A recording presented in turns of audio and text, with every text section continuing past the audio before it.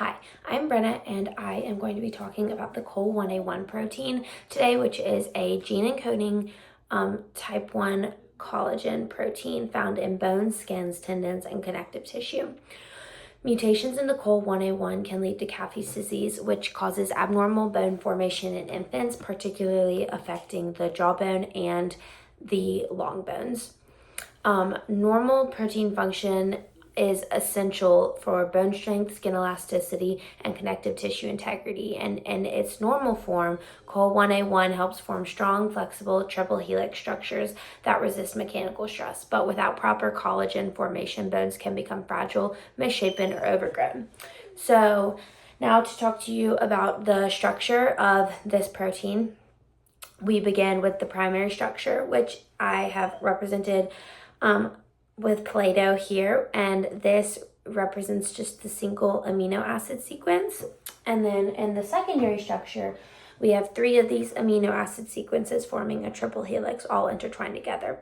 And the tertiary structure is this triple helix all intertwined and folded to create stability. And then the quaternary structure contains, I have 2 blue tealish strands here and 1 purple, and these 2 chains represents the COL1A1 chains, while the purple one represents the COL1A2 chain, which is shown in the quaternary structure, and these are a triple helix as well, all folded together.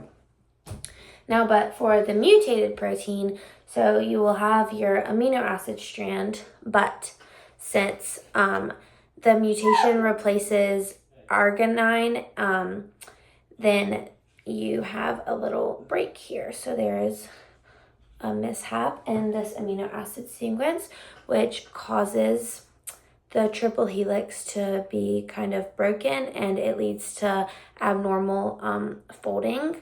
And since it changes a positively charged arginine to a cysteine, which contains a sulfur atom capable of forming disulfide bonds. So this leads to abnormal collagen cross-linking, which causes irregular bone formation in infants.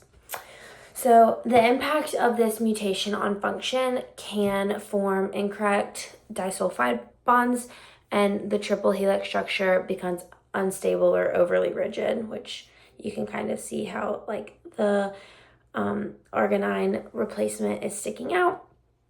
So this in infants leads to abnormal bone growth, which causes jaw swelling, thickened bones, and painful inflammation.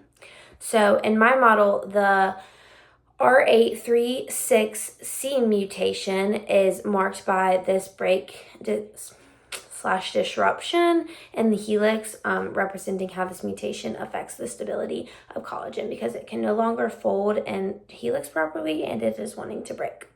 So there are a few main limitations of my Play-Doh models, obviously. One being scale and proportion. The actual size of the protein is much smaller, and the Play-Doh, it can kind of be chunky and thick to work with, so it doesn't exactly show correct proportions there.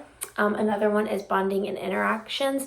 This model cannot accurately display hydrogen bonding or disulfide bonding, which are key to the triple helix folding in the secondary, tertiary, and quaternary structures. So we can't really see all that's at play there and how it really does fold. A third one is dynamic properties. So in reality, collagen undergoes constant remodeling, which cannot be represented exactly in this model. I can kind of play around with the folding on my triple helixes, but it's not accurately folding or changing as it does in real life.